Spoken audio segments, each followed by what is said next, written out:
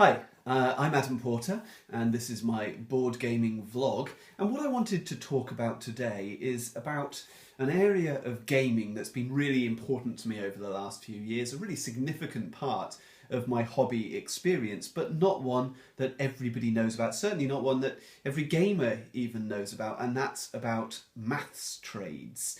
So what is a maths trade? Well, essentially it's where a game is sent to another gamer somewhere else in the UK or even abroad, and you receive a game in return. But unlike other trades, this is a trade where the person I send my game to may not be the same person that sends me a game. In fact, there can be an enormous loop of hundreds of people all trading games. So I send to Tom, and Tom sends to Neil, and Neil sends to Bob, and Bob sends to Jenny, and Jenny sends to Sarah, and then Sarah sends the game to me. So we get this big sort of cycle of different games flying around the world, flying around the country, and then eventually I get something back.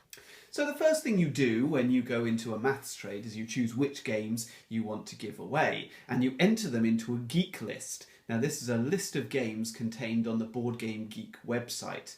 Currently, on the maths trade that's ending this evening, there are 2,000 plus games on this list. That's quite a job to look through them all. But this happens over a couple of weeks. Once that list deadline has ended, then we move on to a next part of the process where I look at all the games that I've put on the list and I work out what would I be willing to trade each of them for. And I tick on the boxes and I make a list on a special program called the Online Want List Generator, and that establishes exactly which games I would be willing to trade for. I can add in a little caveat with a separate part of the program called duplicate protection to make sure that I don't get multiple copies of the same game sent back to me.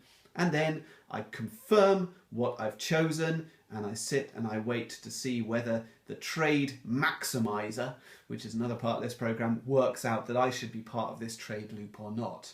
What the trade maximizer wants to do is maximize the number of possible trades and make this loop as big as possible so the maximum number of people end up with fantastic new games sent out to them. Now, I've put a lot of games into the maths trade this time, and I thought I'd show you a few of them. I mean, the bulk of the games that I've put in, to be honest, as many people do on the UK maths trade, are games I got from The Works, which is a discount bookshop in the UK that regularly seems to get a backlog of, of games that haven't sold well, and sometimes very good games. Everybody buys them, and then they tend to sit on the shelf, despite being good games. So something like La Cheetah, I've had this on my shelf for the last couple of years, still in shrink wrap. I mean, the chance of it trading, slim, because a lot of people in the UK will have a copy of this, and its trade value is low, even though it's a good game, I'm told, but I don't think I'm ever going to get it to the table.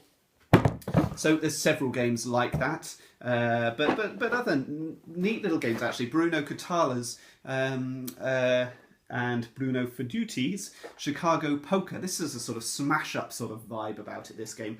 I've played it once, I think, and it was several years ago. Really enjoyed it. Never played it again, and that suggests to me I'm probably not going to, even though I found it quite a good game. So that's going into the trade. A couple of small games. Ali and Bugs and Co. I'm not a huge fan of memory games, but these are quite nice little children's memory games. Put them into a combined lot, no idea whether they'll trade. And then some of the bigger, perhaps slightly more attractive ones.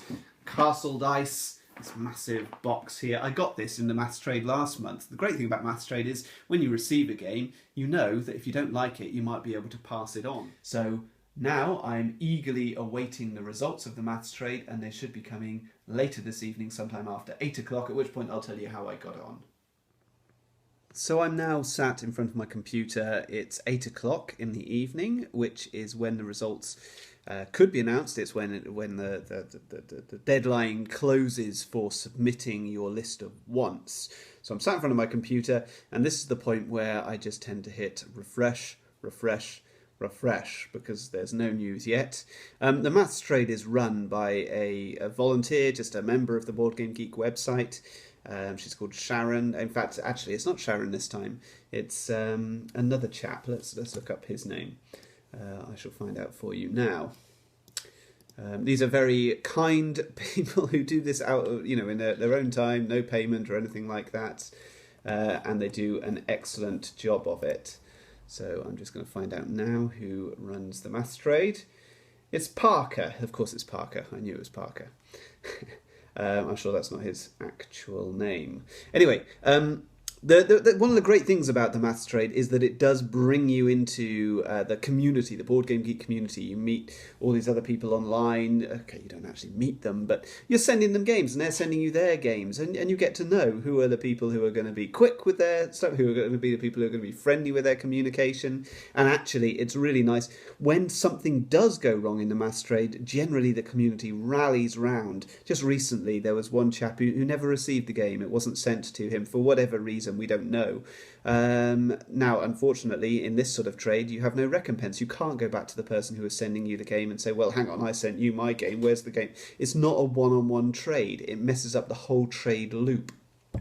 So everybody, or well, a lot of people within the trade said they would give a certain amount of money, donate towards a cost of buying this chap the game, and it's all set up through PayPal. It's nice to see the community rallying round like that.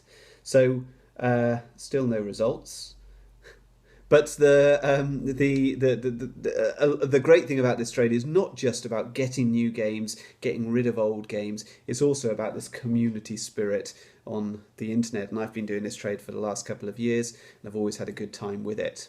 Anyway, I'm gonna shut the camera down now because I think this could take a while. So I'll just keep hitting refresh, and I'll let you know when the results are in.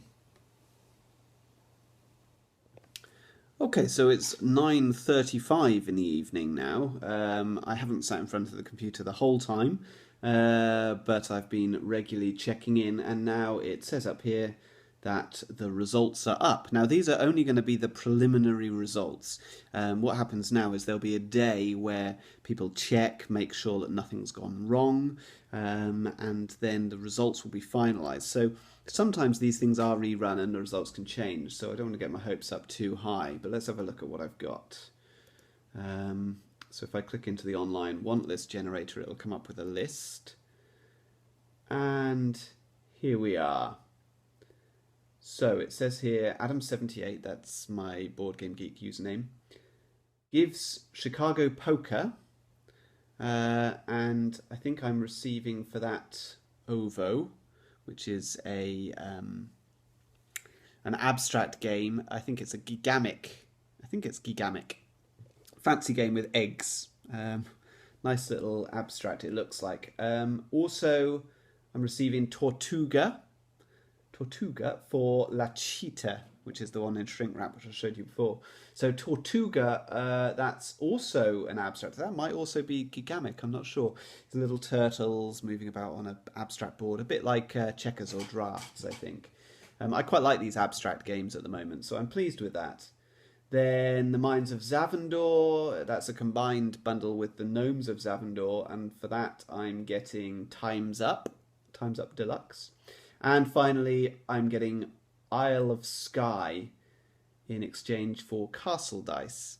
Now that's an example of one where Castle Dice is substantially higher sort of monetary value, but I'm very unlikely to play it, whereas Isle of Skye is the one game at the moment that I've been considering buying for a while. So Isle of Skye, I'm delighted to be trading for that. So that's some really good results, and I'm quite surprised. I've never had a maths trade where I haven't had fairly decent results in the years that I've been doing it, and I was expecting that tonight might be the first. So that's 4 trades, which is excellent. 24 hours after the initial results were announced, the results are confirmed, which is great because in the past there have occasionally been reruns where somebody has had an issue that they haven't been able to resolve, and so the whole system's had to go through it again. This time, no issues, everything's running smoothly, which is fantastic.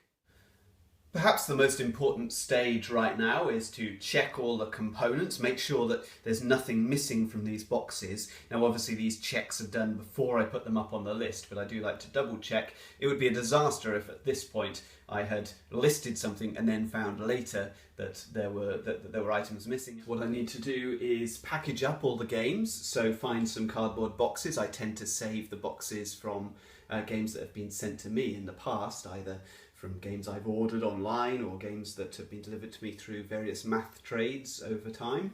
So I keep a selection of these, package them up. Ideally I want them waterproof inside the box in case the box is left out in the rain. So they'll either be wrapped in a plastic bag or some bubble wrap.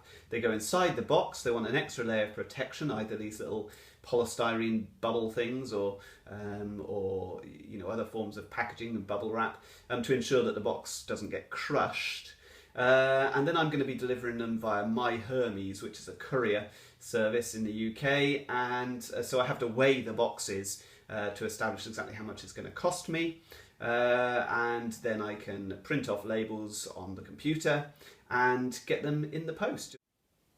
Now, as soon as the results have been confirmed, in the UK maths trade specifically, over the last couple of months, a new thing has started to happen, which is a leftover maths trade. What this means is we go through the exact same process again, but in a much shorter time frame, so only over a few days. Everybody is welcome to list any items which didn't trade in the main trade, and the idea is that everybody is a little bit more generous with their offers. Basically, people are willing to trade their games for slightly less than they would have been before to again maximise the number of possible trades. And so the games are off, they're in the post, and several different arrangements have been made online. I'm now awaiting my 4 new games, and I'm keeping a close eye on the leftovers maths trade, hoping to get another positive result or 2 results for that in a couple more days. I'm going to leave this vlog at this point, and I'm sure I'll be showing you Ovo and Tortuga and Isle of Skye and Time's Up over coming vlogs. These are the games that I'm getting in the post, hopefully sometime over the next week or so. So anyway, I hope you've found this interesting. I hope that maybe you'll take part in the UK maths trade or a maths trade in your own country.